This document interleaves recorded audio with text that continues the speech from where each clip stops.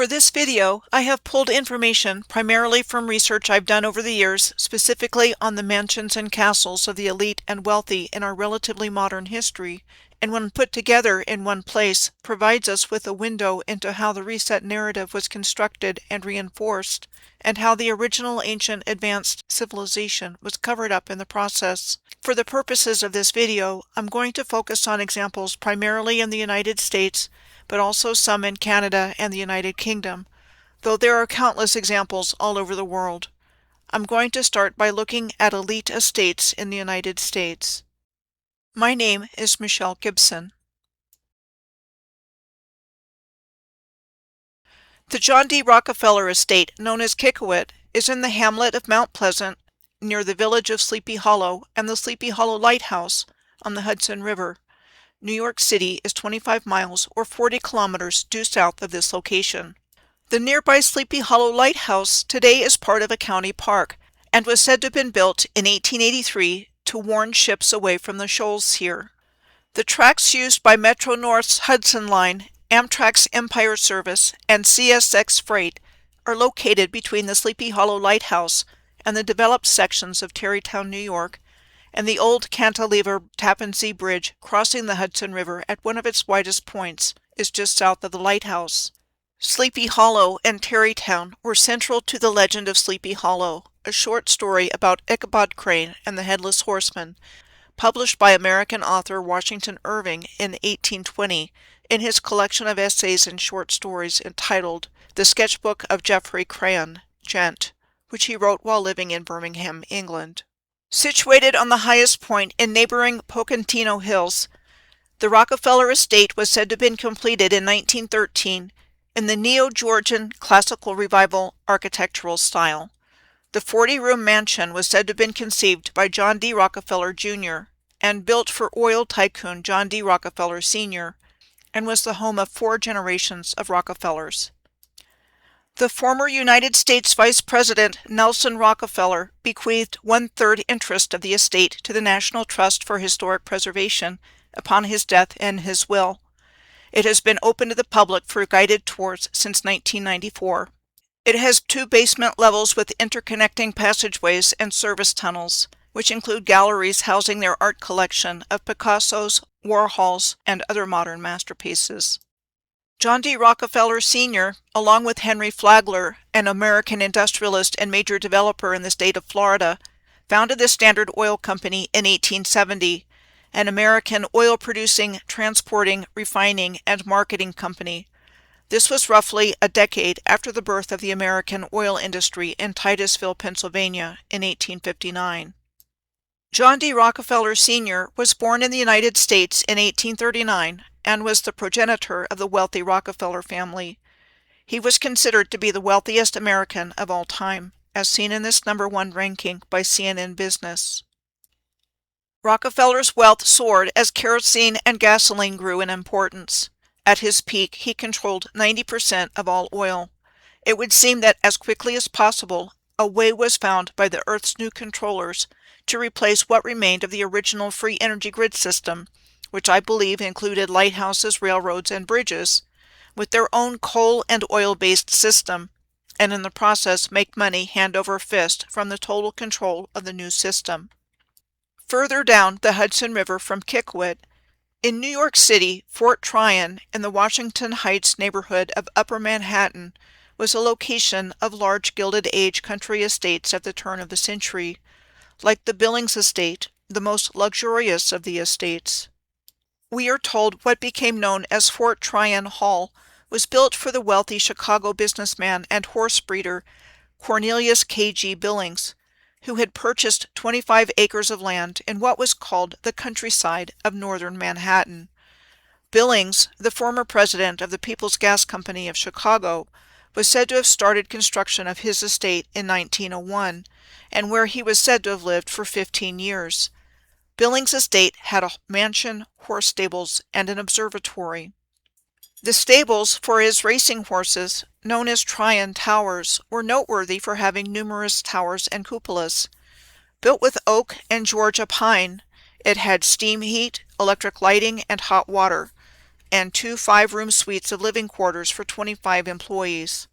There was also a gymnasium and blacksmith shop, as well as feed rooms, a hayloft, and a zinc-lined granary that could hold 5,000 bushels of grain. By 1917, Billings was ready to move on and sold his luxurious estate to John D. Rockefeller Sr. Rockefeller wanted to combine the property of this estate with 2 other estates and turn the land into a public park. He wanted to tear down Fort Tryon Hall, but his architects protested, so he changed course with other ideas for its use. Well, I guess fate must have helped Rockefeller out, because in 1926, a fire burned down Fort Tryon Hall, along with its priceless works of art and other fineries. We are told that remnants of Fort Tryon Hall include the driveway that Billings had constructed, a sort of bridge that extended over the edge of the hill, with a high graceful arch at each end. The Mrs. William B. Astor House was also in Manhattan. What was known as the Mrs. William B. Astor House was said to have been completed in 1896 on Fifth Avenue in Manhattan for Caroline Schermerhorn Astor, the widow of real estate heir and racehorse owner and breeder William Backhouse Astor, Jr., and for her son John Jacob Astor IV. It was said to have been designed by Richard Morris Hunt in the architectural style of the early French Renaissance period of King Louis XII from 1498 to 1515.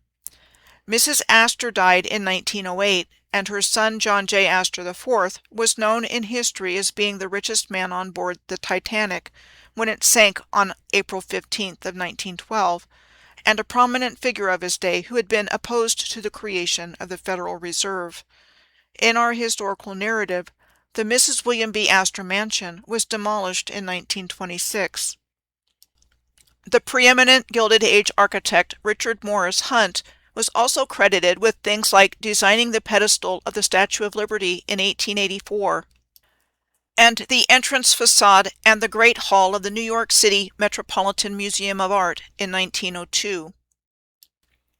The beacon towers at Sands Point on Long Island was said to have been designed by Hunt and Hunt, the architectural firm of Richard Morris Hunt's sons, Richard and Joseph, and a Gilded Age mansion built in 1917 and 1918 for Alva Belmont, the ex-wife of William K. Vanderbilt and the widow of Oliver Belmont. Both of Alva's husbands were millionaires and members of prominent families of New York City.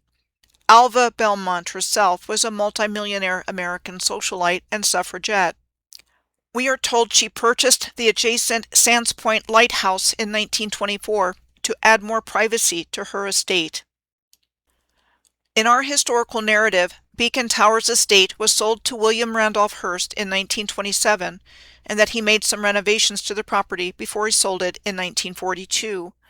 By 1945, the original Beacon Towers mansion was demolished, though the gatehouse remains standing and is a private home. The Hempstead House is also located at Sands Point on the north shore of Long Island, and is still standing today.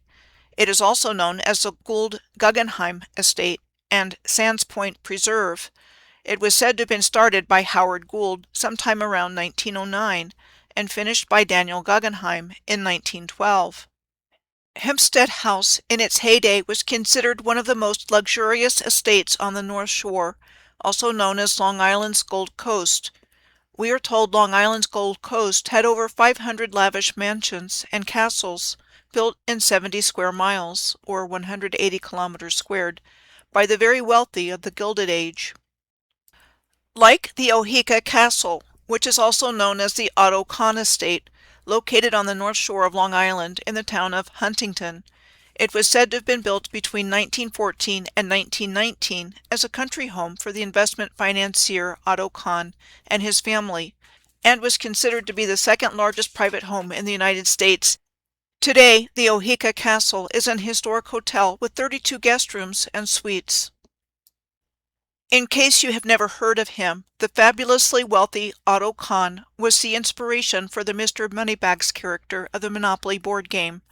It is interesting how powerful but otherwise unknown people, like this example here, get inserted in our collective consciousness in seemingly innocent ways.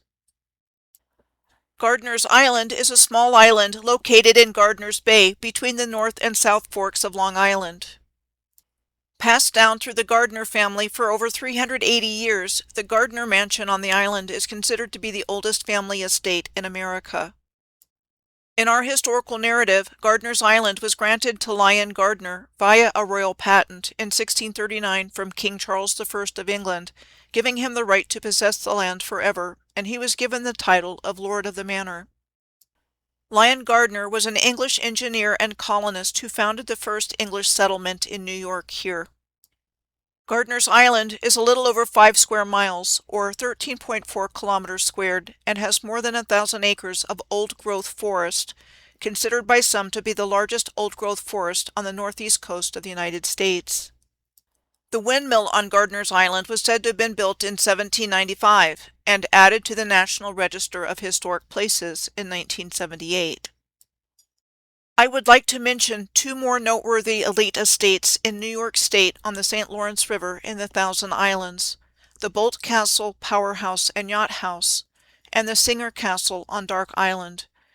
First, the Bolt Castle Powerhouse and Yacht House on Hart Island. Bolt Castle was named after turn-of-the-century German-born American businessman George C. Bolt, who was the proprietor of the Waldorf Astoria Hotel in New York City and the Bellevue Stratford Hotel in Philadelphia. As the story goes, we are told that in 1900 he wanted to build a huge masonry structure, one of the largest private homes in the United States, and engaged an architectural firm and hundreds of workers to build a 6-story castle on Hart Island as a present for his wife. Construction ceased, however, when his wife died in 1904, and he never went back to Hart Island. This is the Bolt Castle Powerhouse and Clock Tower, which is located on the eastern end of Hart Island. It was said to have been designed to look like a medieval tower. It rises out of the St. Lawrence River from an underwater shoal. It housed 2 generators that would supply electricity to the entire island. Sadly, much of the original equipment has been lost, with only a few pieces remaining on display. On the neighboring Wellesley Island, we find the Bolt Yacht House. The Bolt Yacht House was said to have been commissioned by George Bolt to house the many yachts he owned. It was said to have been built in 1903 and had 5 structural elements: a circular tower containing reception rooms, a central group of 3 yacht bays, a large east yacht bay, a combination office and storage wing with a crenellated tower, and a large caretaker's residence. The Singer Castle on Dark Island is just up the St. Lawrence River from the Bolt estate locations. The Singer Castle, also known as the Towers, was said to have been built between 1903 and 1905 for Frederick Gilbert Bourne, the 5th president of the Singer Sewing Machine Company, for which tons of granite were said to have been quarried from the nearby Oak Island and transported over ice and water. The castle features 28 rooms, which can be accessed by a network of secret passageways that are accessible from different locations, like the library. It served as a private residence for the Bourne family until the mid-1960s. It was open to the public for tours in 2003. Next, I'm going to look at Nemours, the 300-acre or 120-hectare country garden estate in Wilmington, Delaware. It is a 77-room mansion that was said to have been built between 1909 and 1910 for industrialist Alfred I. DuPont as a gift for his second wife, Alicia. It was said to have been built to resemble a French chateau in the King Louis XVI architectural style. The mansion contains rare 18th century French furniture as well as notable antiques and artworks. The Nemours Mansion and Gardens were first opened to the public as a museum in 1977. The Nemours estate has the largest and most developed French formal gardens in North America, said to be patterned after the gardens of the Royal Palace of Versailles in France. This architectural style in the Nemours Gardens is called a folly, which is defined as a decorative building that doesn't serve much of a purpose, even if it is meant to look like it does. At any rate, the folly in Wilmington at Nemours Gardens on the left is similar in appearance to the 2 follies in England on the right. Next, the Biltmore Estate near Asheville, North Carolina. The Biltmore Estate is the largest private home in the United States. Richard Morris Hunt, the same architect we saw earlier that was credited with the Statue of Liberty's pedestal and grand architecture of the Metropolitan Museum of Art, received the credit as the architect for the Biltmore Estate. It was said to have been built for George Washington Vanderbilt II between 1889 and 1895. The Vanderbilt family amassed a huge fortune through steamboats, railroads, and various business enterprises, and the Biltmore estate in Asheville is still owned by his descendants. Frederick Law Olmstead, the father of landscape architecture in our historical narrative, was credited with the design of the gardens at the Biltmore estate and was said to be his last project. Overlook Castle is also in Asheville and was said to have been built between 1912 and 1914 for Fred Loring Seeley after his father-in-law, Edwin Wiley Grove, gave him 10 acres or 4 hectares on top of Sunset Mountain. It has 2 large windows that offer a panoramic view of Asheville and high Jacobean ceilings. The Jacobean style was named after King James I of England, who was also King James VI of Scotland of the Royal House of Stuart in our historical narrative. Fred Loring Seeley was a drug manufacturer, newspaperman, architect, and developer who moved to Asheville in 1913.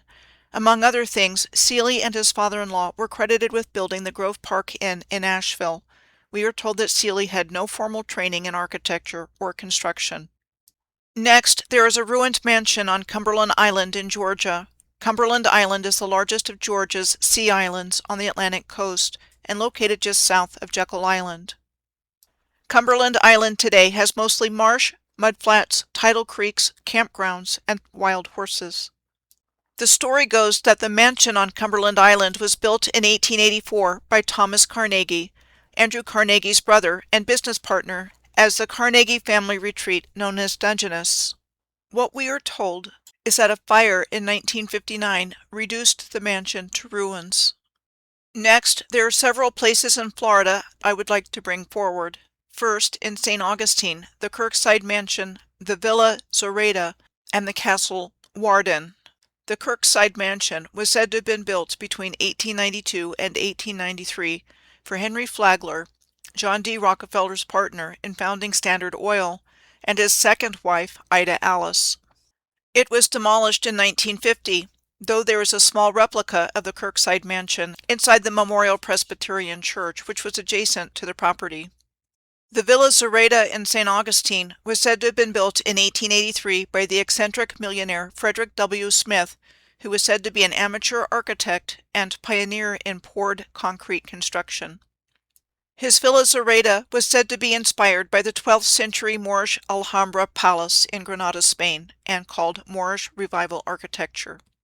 Smith was said to have named the Villa Zoraida after one of the princesses in Washington Irving's Tales of the Alhambra, a series of tales and sketches of the Moors and Spaniards that was first published in 1832 and revised in 1851. We are told that shortly after publishing a biography of Christopher Columbus in 1828, Washington Irving traveled from where he had been staying in Madrid to Granada as he was preparing to write a book called A Chronicle of the Conquest of Granada, a history of the years 1478 to 1492. In the process of doing that, Washington Irving was said to have gathered legends and tales about the Alhambra. The Alhambra is perhaps the most famous example of Moorish architecture and one of the best preserved palaces of Moorish Spain. I have expressed in my video, The Backfill of History and the Shaping of Our New Historical Narrative, my belief, among other things, that famous authors were being used as programming devices with which to shape our collective minds with a new historical narrative and history that we have been thoroughly educated in, and completely covering up what was once a worldwide ancient Moorish civilization.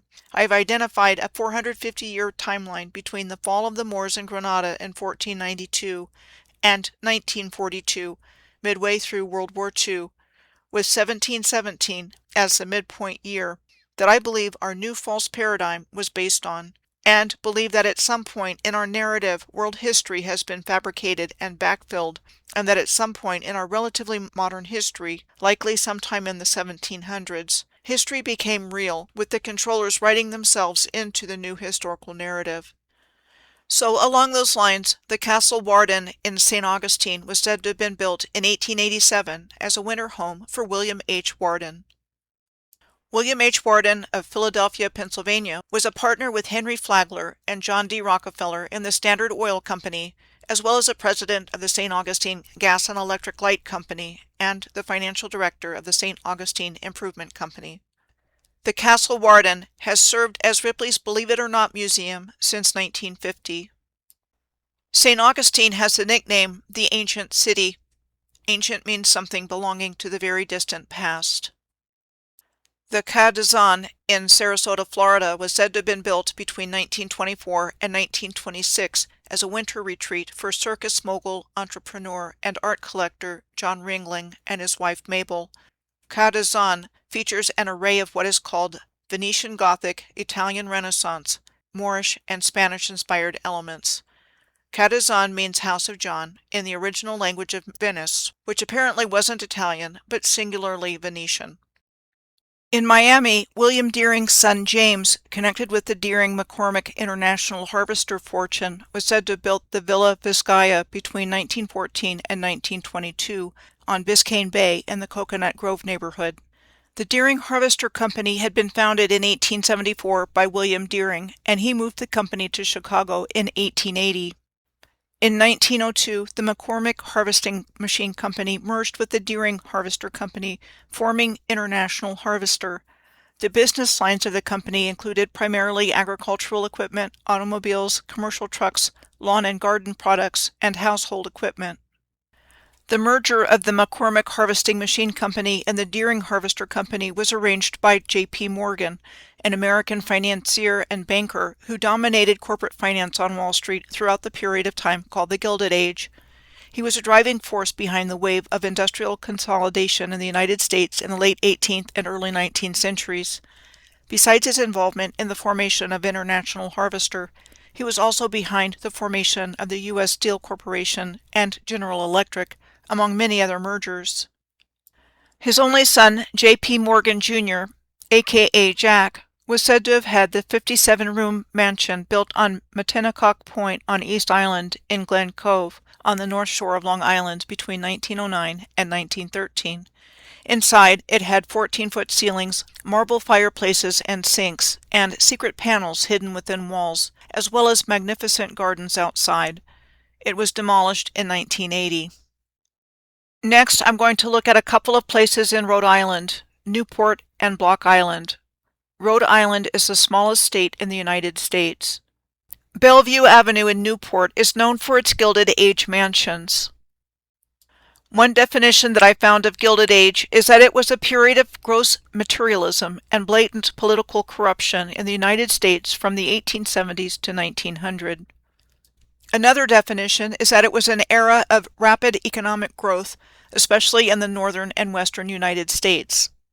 Perhaps the most famous of these Gilded Age mansions is the Breakers, said to have been built in Newport between 1893 and 1895 as a summer residence for Cornelius Vanderbilt II. It is a 70-room mansion that was said to have been designed by Richard Morris Hunt in the Renaissance Revival architectural style. It was said to have been patterned after a Renaissance palace and built with marble imported from Italy and Africa, as well as rare wood and mosaics from countries around the world. It has been a museum since 1948. Next, heading over to Block Island. Mansion Beach on Rhode Island's Block Island today is a secluded beach on the island's northeast coast, known for its white sand and big waves. It was so named because there was a mansion once here, said to have been designed by Massachusetts architect Edward F. Searles as a dream home for he and his wife, the widow of San Francisco Central Pacific Railroad magnate Mark Hopkins, and constructed between 1886 and 1888. Searles' wife, Mary Hopkins Searles, was often referred to as the richest woman in America, and shortly after they married, she bequeathed him her entire fortune. Searles was another one of those architects credited with the design of other monumental architecture, including but not limited to the interior design for the Kellogg Terrace, known today as Hearst Castle in Great Barrington, Massachusetts, said to be one of America's great masterpieces of Gothic and Neo-Renaissance architecture, built in 1883 by Stanford White of the architectural firm of McKim, Mead and White. Sure looks to me like Hearst Castle sits atop a Star Fort base, compared with Fort Laredo, a star fort in Puebla, Mexico, on the right. Searles was credited with the design of the giant nave, which still houses one of the largest pipe organs built in a residence in the United States. At any rate, after having been abandoned for years, the Searles mansion back on Block Island burned down in the 1960s and was never rebuilt. Mark Hopkins, Mary Hopkins Searles' first husband, was the treasurer of the Central Pacific Railroad and one of the Central Pacific Railroad's Big Four, along with Leland Stanford, president, Collis P. Huntington, vice president, and Charles Crocker, construction supervisor. These four men used their immense wealth and power to dominate politics and commerce in San Francisco and California. All four of these men had their mansions on Nob Hill destroyed by the 1906 Great San Francisco earthquake. Nob Hill has historically served as a center of San Francisco's upper class and is one of San Francisco's original 7 hills. Prior to the 1850s, it was called California Hill, but was renamed Nob Hill after the Big Four, known as the Nabobs, or Nobs, said to be an Anglo-Indian term for ostentatiously wealthy men. These are the mansions said to have been destroyed by the earthquake. The Stanford Mansion in Sacramento is in the neighborhood of the Capitol Mall and serves as the official reception center for the California government. It was said to have been built in 1856 as a residence for Leland Stanford, a former California governor and founder of Stanford University in 1885. It was donated to the Roman Catholic Diocese of Sacramento in 1900, who operated a children's home there until 1978. Where did the wealth of the Big Four come from? We are told it came first from selling supplies for the California Gold Rush of 1849 to 1851. Then they were said to have funded the construction of the Transcontinental Railroad. When they became directors of the Central Pacific Railroad, they became immensely wealthy and the most powerful men in California. You can also find them referred to as robber barons, along with other prominent individuals of this era that we have seen reference to in this video. Robber baron is defined as a person who has become rich through ruthless and unscrupulous business practices, originally with reference to prominent U.S. businessmen in the 19th century. The 1906 earthquake and Great Fire of San Francisco has all of the elements of the modus operandi of the reset to a new false historical narrative from the original worldwide advanced civilization, and concerning how the new narrative was superimposed on top of existing infrastructure. This is what we are told about this famous historical event. A very large earthquake struck the coast of Northern California early in the morning of Wednesday, April 18th of 1906. High-intensity shaking was felt from Eureka, California, which is the principal city of what is called the Redwood Empire region of California, and the largest coastal city between San Francisco and Portland, Oregon. The California Parks headquarters for the North Coast Redwoods District is in Eureka. The Carson Mansion is a nationally recognized landmark in Eureka. It was said to have been built starting in 1884 and completed in 1886 for lumber baron William Carson. It has been a private club since 1950 and is not open to the general public. William Carson was said to have arrived in San Francisco in 1849 from New Brunswick in Canada with a group of other woodsmen.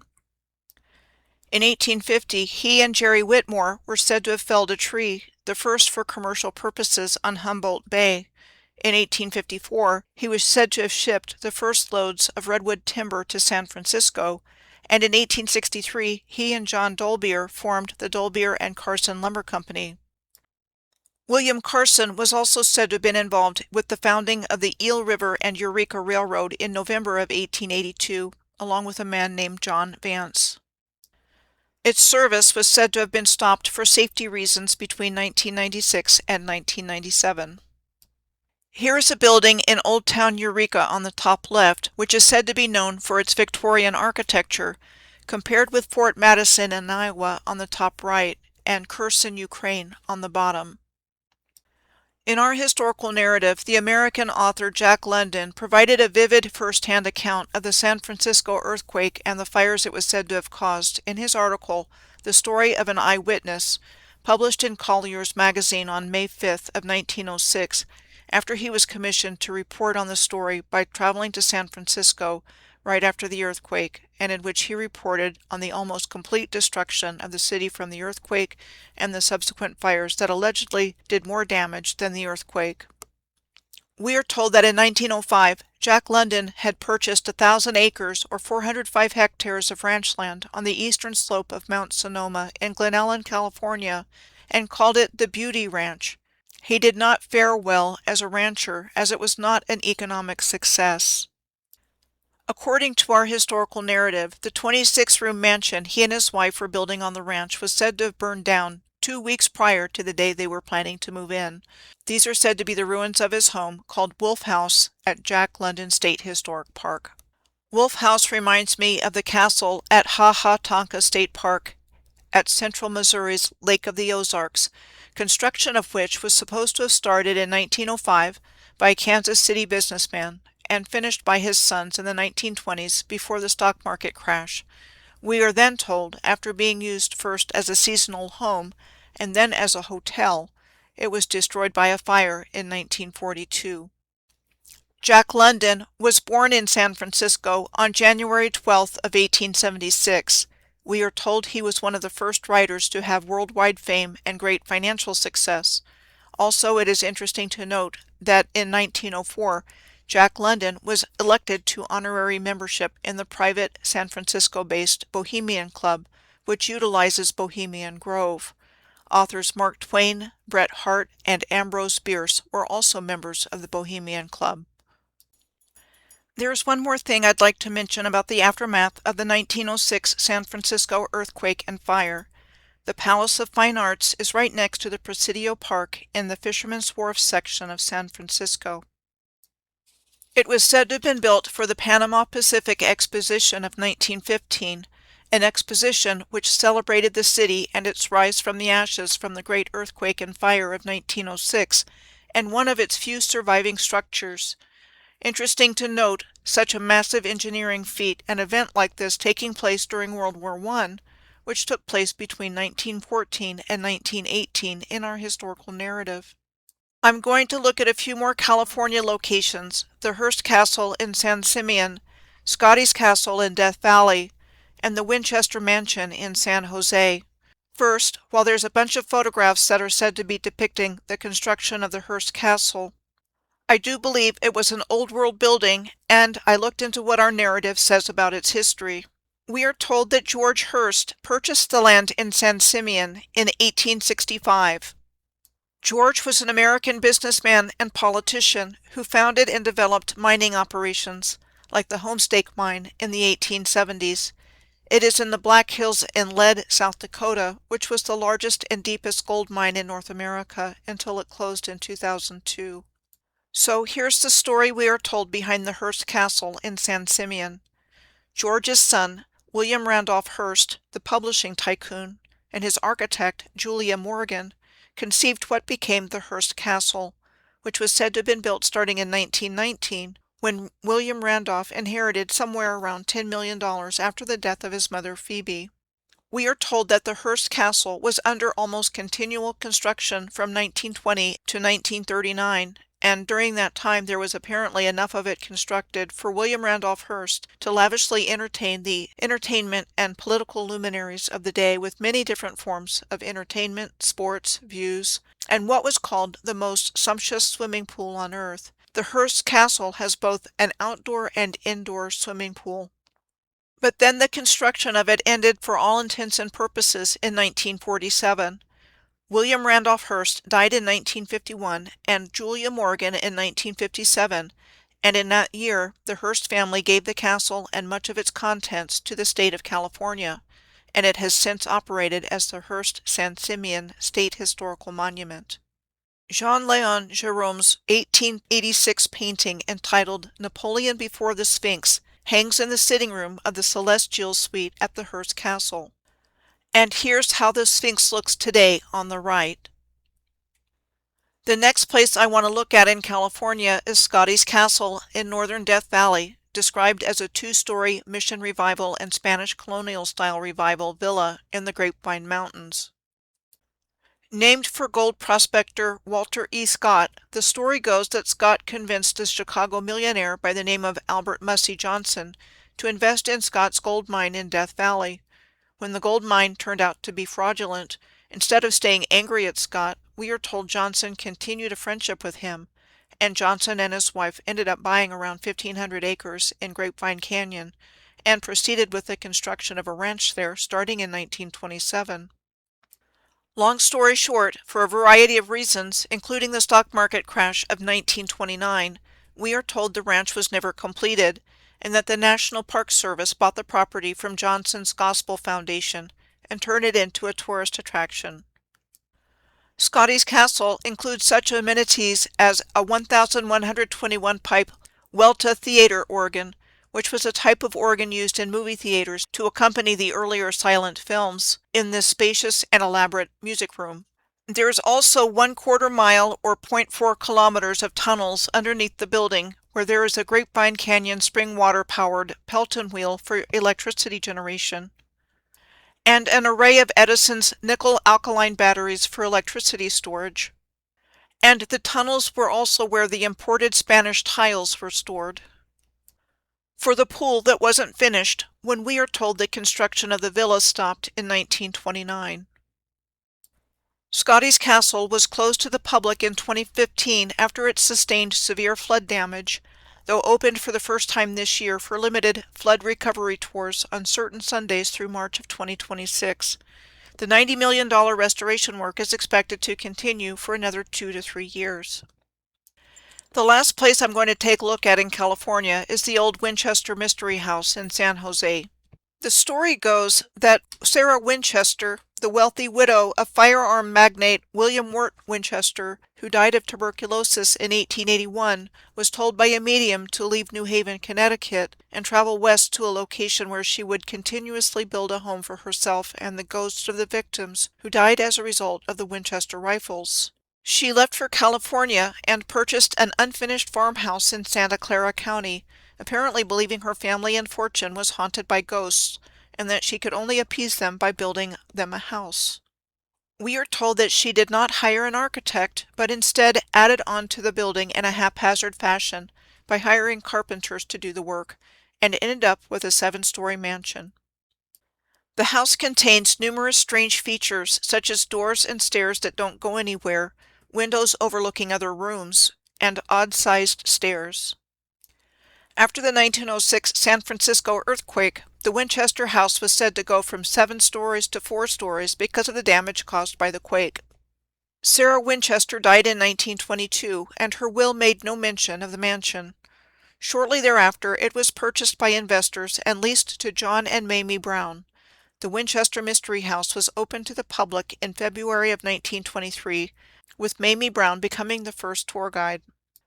In the 100 years since the Winchester Mystery House was open to the public for tours, millions of people have visited it and has been listed in many places as a top destination around the world, especially in the haunted destination category.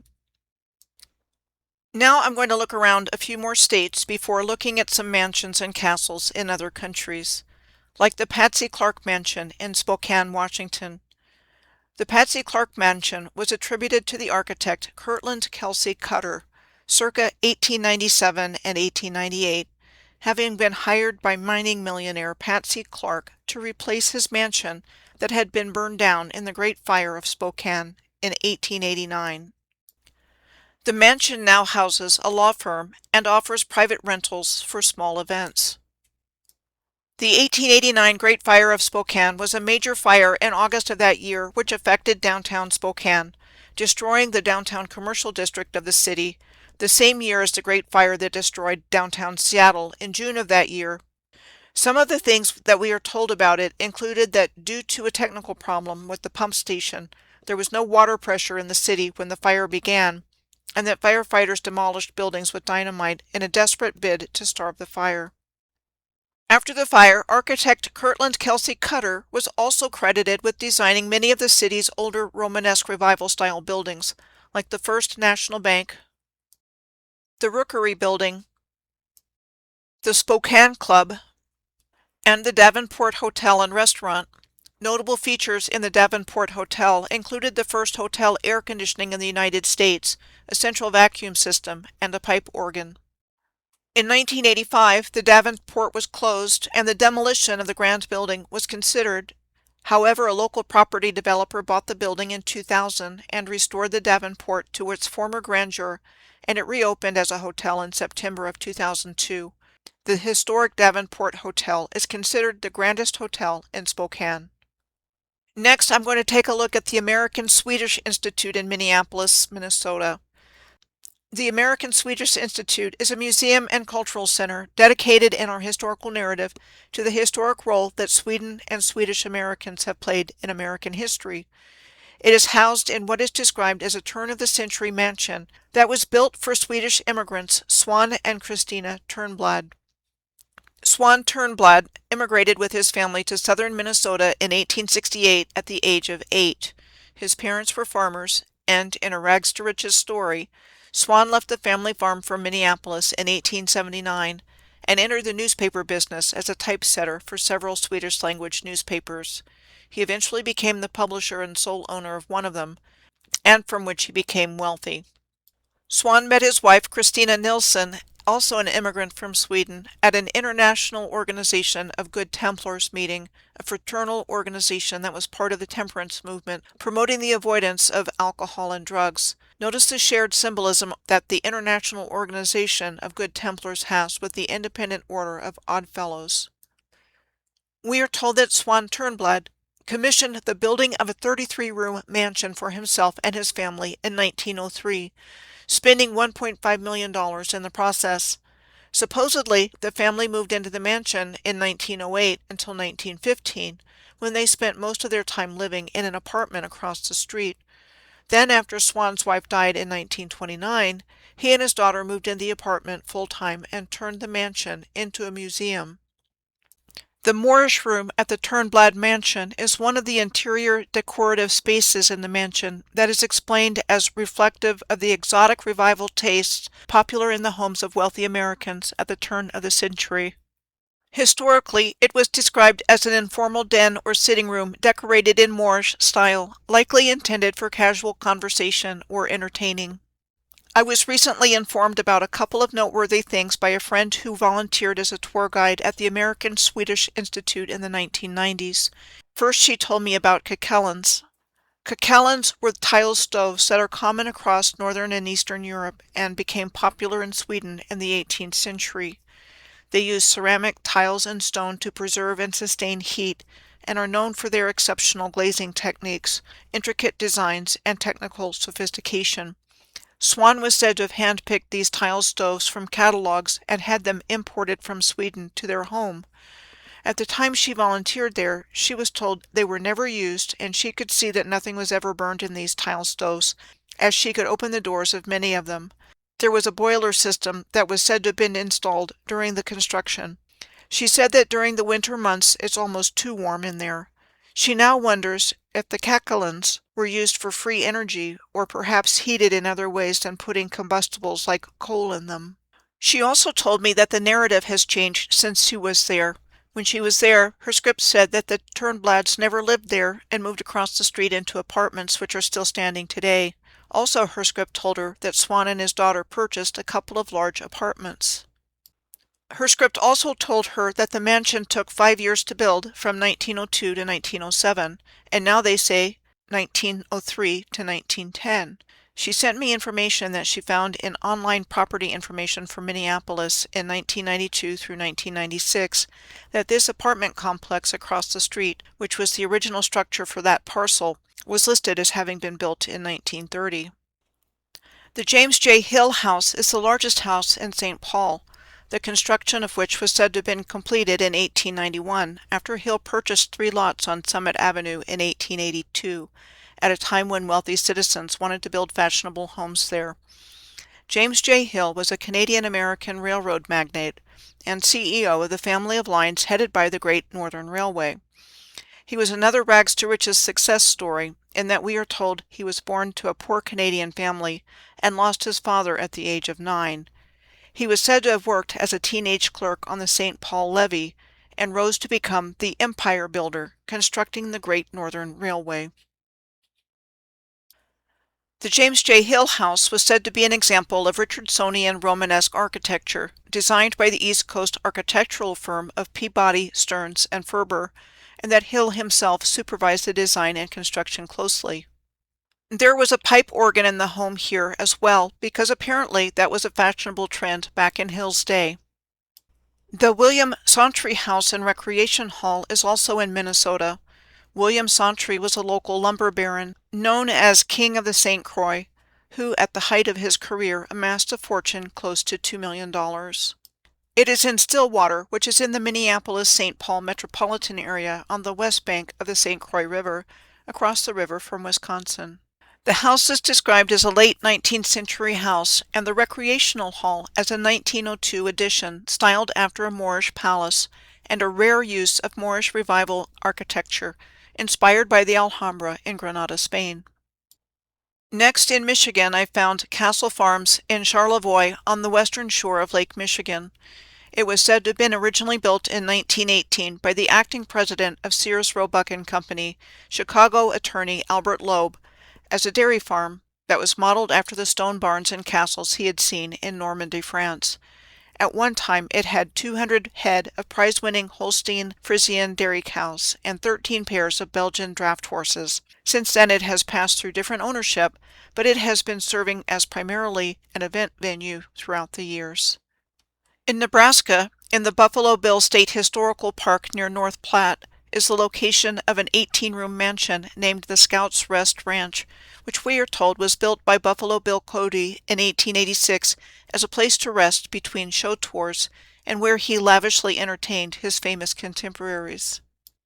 Buffalo Bill founded his international touring show in 1883, which traveled across the United States, Great Britain, and continental Europe. I saw a book about Buffalo Bill called Presenting Buffalo Bill, the Man Who Invented the Wild West. Phineas T. Barnum, known more commonly as P.T. Barnum, was a showman, businessman, politician, and, along with John Ringling, a traveling circus pioneer. The first major fire of several associated with P.T. Barnum was the mansion he was said to have had built as his residence in Bridgeport, Connecticut in 1848 and named Iranistan. It was said to have been set on fire by workmen in 1857 when Barnum had been away for several months. Now I'm going to take a look at some castles and mansions in other countries. First, Canada. The Dundurn Castle in Hamilton, Ontario, was said to have been built in the neoclassical style between 1832 and 1835 and cost $175,000 to build. The architect credited with building it was Robert Charles Wetherell, and the owner of the property, and the person it was said to have been built for, was Sir Allan Napier MacNab, 1st Baronet, a Canadian political leader, land speculator, and property investor. The 40-room house had all of the amenities of the day, including gas lighting and running water. We are told the property was purchased by the city of Hamilton for $50,000 around 1900, and that it cost the city nearly $3 million to renovate the site to make it open to the public, and today it is the Dundurn Castle National Historic Site. The backside of the Dundurn Castle looks like the architectural style of the Muntaza Palace in Alexandria, Egypt on the top left, that of Santa Cruz de Tenerife on the Canary Islands off the coast of Morocco on the top right, the Bermuda Parliament Building in Hamilton, Bermuda in the North Atlantic Ocean on the bottom left, the example of the Arcachonnaise style in Arcachon Bay in western France in the bottom center, and a view of old Ouarzazate in Morocco, nicknamed the Door of the Desert, and is considered a gateway to the Sahara Desert. And like that of several lighthouses I looked at on Lake Huron, like the example of the 40-Mile Point Lighthouse just north of Rogers City on the east side of Michigan's Lower Peninsula, its construction was said to have been completed by 1896. Next, the Casa Loma in Toronto. The Casa Loma is described as a Gothic Revival-style mansion constructed between 1911 and 1914 as a residence for financier Sir Henry Pellet, and called the biggest private residence ever constructed in Canada. It is a popular filming location for movies and television, as well as a wedding venue. Next, I'm going to hop across the pond and check out a few places in the United Kingdom. My first stop is Buckingham Palace in the city of Westminster in London. We are told that the core of Buckingham Palace was a privately owned townhouse that had been built for the Duke of Buckingham in Normandy, that was built in 1703, that was acquired by King George III in 1761 to be a private residence for his wife, Queen Charlotte of Mecklenburg-Strelitz, and became known as Buckingham House, or the Queen's House. Queen Charlotte was born into the ruling family of Mecklenburg-Strelitz, a duchy in northern Germany. While this information is obscured, there is reference to her being of Moorish ancestry in the historical narrative. Then in the early 19th century, we are told it was enlarged by the architects John Nash and Edward Bloor. The architect John Nash was considered one of the foremost architects of the Regency era, during the Georgian era from 1714 to 1830. The Regency era was the period during which the son of King George III became the Prince Regent, Prince George, and ruled as proxy when his father was deemed unfit to rule due to illness, from 1811 until he became King George IV in his own right in 1820. Edward Bloor's background was said to be in antiquarian draftsmanship rather than architecture, in which he had no formal training. In our historical narrative, John Nash transformed Buckingham House into a grand U-shaped palace for King George IV in the 1820s, in which he was said to have extended the central block and rebuilt the wings to create the core of the modern residence. Edward Bloor was credited with completing John Nash's design of Buckingham Palace in 1847. We are told he designed the great facade of Buckingham Palace and that it was completed in 1850. John Nash was given credit for the Marble Arch in London, said to have been designed by him in 1827 as the state entrance to the ceremonial courtyard of Buckingham Palace. An interesting aside to this is that it was said to have been moved in 1851 on the initiative of Decimus Burton, a pupil of John Nash and urban planner, from its original location. It is also interesting to note that only members of the royal family and the king's troops are permitted to pass through the arch in ceremonial processions. John Nash was also given credit for the design of the Royal Pavilion of Brighton. It was said to have been commissioned by the Prince Regent George as a seaside resort, with construction starting in 1787 and completed in 1823. The style is described as Indo-Saracenic. The Royal Pavilion in Brighton was said to have inspired P.T. Barnum's Iranistan. Saracen is an older term in England referring to Arabs or Muslims, as well as megalithic stones. These are what are referred to as Saracen or Sarsen stones. Along with the grand facade of Buckingham Palace, Edward Bloor was also credited with the introduction of the Scottish baronial and Moorish revival architectural styles in the Crimean Peninsula in the Black Sea region in the 1820s, like with the Vorontsov Palace in Alupka, Crimea, which was said to have been built between 1828 and 1846. Here's a comparison of some of the architecture found at Vorontsov Palace in the Crimea on the left, and on the right, the Jama Masjid Mosque in Delhi, India, said to have been built by the Mughal Emperor Shah Jahan between 1650 and 1656. Next, the Balmoral Castle in Aberdeen, Scotland. The Balmoral Castle on the Balmoral estate has been one of the residences of the British royal family since 1852, at which time the estate and its original castle were purchased from the Farquharson family, a Highland Scottish clan, by Prince Albert, Queen Victoria's husband. We are told that before long it was found that the original castle was too small, and the design of the current Balmoral Castle was said to have been commissioned to the prolific local Scottish architect William Smith of Aberdeen, with design input from Prince Albert, and construction from 1853 to 1856. It is classified as Scottish baronial architecture. There are 11 what are called stone cairns that were said to have been erected on the Balmoral estate to commemorate members of the British royal family and events in their lives, the majority of which were said to have been erected by Queen Victoria.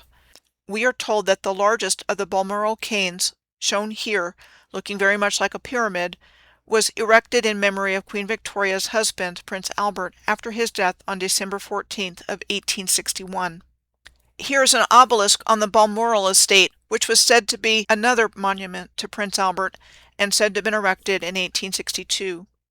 Francis, Duke of Saxe-Coburg-Saalfeld, was born on July 15th of 1750 and was the progenitor of the House of Saxe-Coburg and Gotha line, which seeded the lineage of the new royals of Great Britain and many other royal houses of Europe. Francis succeeded his father as the reigning Duke of Saxe-Coburg-Saalfeld in 1800. Napoleon defeated Austrian and Imperial forces in the Battle of Austerlitz on December 2nd of 1805, and as a result the Holy Roman Empire was dissolved on August 6th of 1806, and on December 15th of 1806, Saxe-Coburg-Saalfeld, along with the other Ernestine duchies, entered Napoleon's Confederation of the Rhine, becoming client states of the French First Empire, which lasted until 1813. Prior to the dissolution of the Holy Roman Empire, the imperial throne was occupied by the House of Habsburg. Also called the House of Austria, the House of Habsburg was one of the most distinguished and influential royal houses of Europe. The Habsburg male line died out in 1740 with the death of Emperor Charles VI, and as a result of the War of Austrian Succession that took place between 1740 and 1748, the Empress Maria Theresa had to concede Habsburg lands in Austria, Spain, and Italy to other powers as part of the terms of the 1748 Treaty of Aix-la-Chapelle, which also confirmed the right of succession of the German House of Hanover to the British throne. King George I of the German House of Hanover succeeded to the British throne on August 1st of 1714. His grandmother was Elizabeth of Bohemia, who lived from 1596 to 1662. In 1613, she married Frederick V, the Elector Prince of the Palatinate, one of the Holy Roman Empire's greatest prince-electorates. The electors were responsible for electing the Holy Roman Emperor.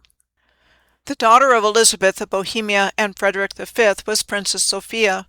Princess Sophia was the founder of the Hanoverian line of British monarchs, and through her mother a descendant of the House of Stuart.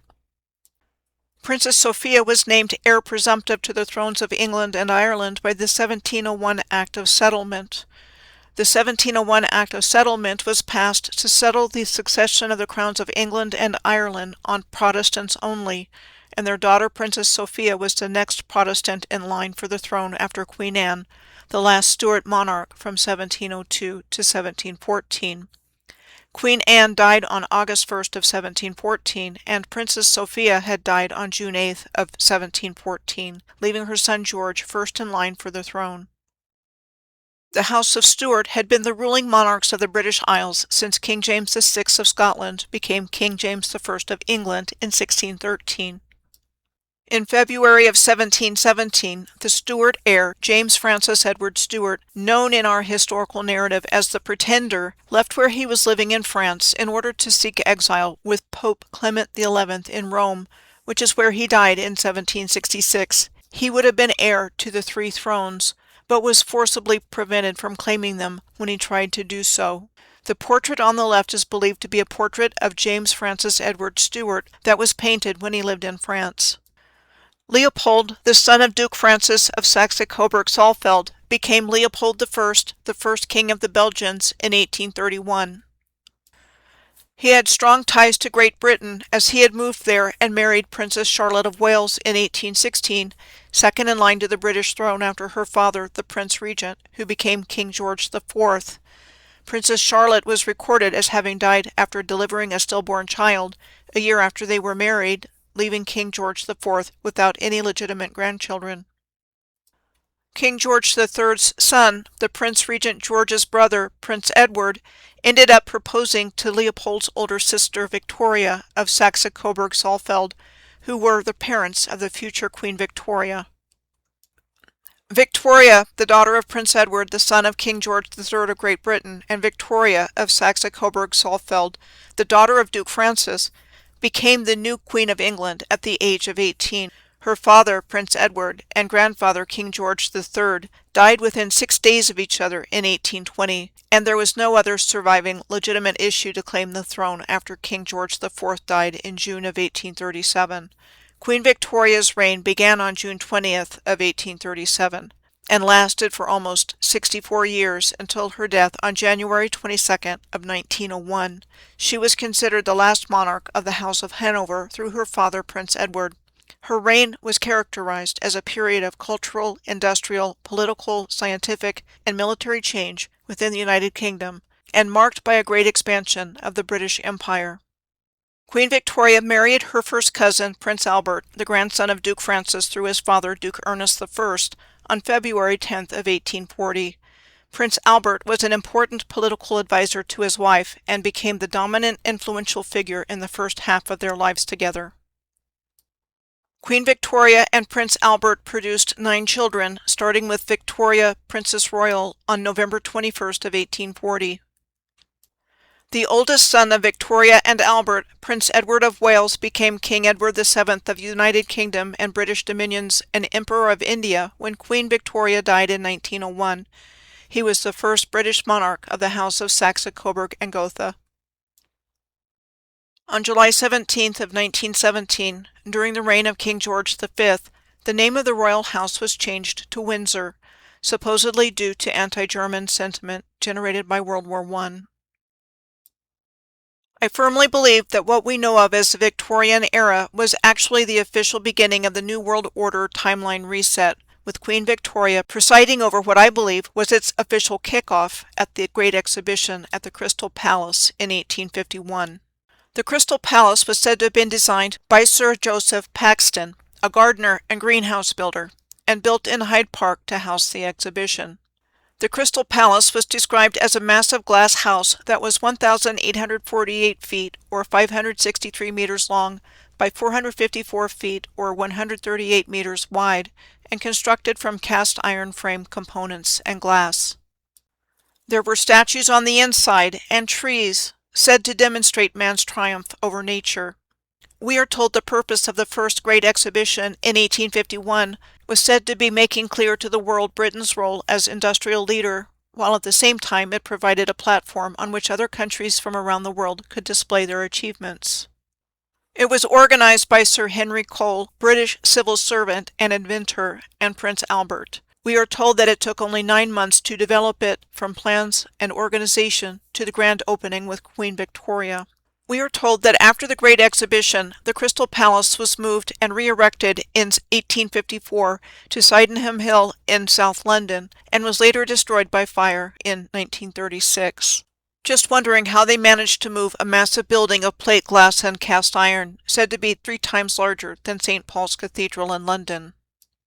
Sir Joseph Paxton was also said to have been commissioned by Baron Mayer de Rothschild in 1850 to design the Mintour Towers in Buckinghamshire, said to be one of the greatest country houses built during the Victorian era. It was said to have been built between 1852 and 1854. The mansion has been largely vacant for over 15 years and is listed on the Historic England at-risk ledger for neglect, with reports of serious structural decay. Joseph Paxton was also credited with the design of Birkenhead Park on the Wirral Peninsula in northwest England near Liverpool, which opened in April of 1847 and said to be the first publicly funded civic park in the world. This is a good place to bring in another one of the many hats of Frederick Law Olmsted in the shaping of our new historical narrative. We saw him earlier at the Biltmore estate in Asheville, North Carolina, for what he is known best for as the father of landscape architecture. He started out his storied career as a journalist. In our historical narrative, Frederick Law Olmsted traveled to England in 1850 to visit the public gardens there, including Birkenhead Park. After his trip, Olmsted published Walks and Talks of an American Farmer in England in 1852, where he recorded the sights, sounds, and mental impressions of rural England from his visit. Frederick Law Olmsted's career as a prolific and celebrated landscape architect was said to have gotten its start teaming up with Calvert Vaux in the design and creation of Central Park in New York City. Their design, announced as the winner of a contest in 1858, was called the Greensward Plan. Frederick Law Olmsted's visit to Birkenhead Park in 1850 was said to have provided him inspiration for the Central Park design. Frederick Law Olmsted apparently was also commissioned by the New York Daily Times to start an extensive research journey in the American South and Texas between 1852 and 1857. The dispatches he sent to the Times were collected into 3 books and considered vivid first-person accounts of the antebellum South. A Journey in the Seaboard Slave States, first published in 1856, A Journey Through Texas, published in 1857, and A Journey in the Back Country in the Winter of 1853 to 1854, published in 1860. All three of these books were published in one book, called Journeys and Explorations in the Cotton Kingdom, in 1861, during the first 6 months of the American Civil War, at the suggestion of his English publisher. Like I said earlier in this video, I believe famous writers were being used as programming devices with which to shape our collective minds with a new historical narrative and history that we have been thoroughly educated in, and completely covering up what was once a worldwide ancient Moorish civilization. I believe Napoleon was telling the truth when he was famously attributed as saying, "History is a set of lies agreed upon." I have endeavored to show here the evidence I've found over the years that shed light on what the set of lies are in our historical narrative, and some of those who agreed upon them.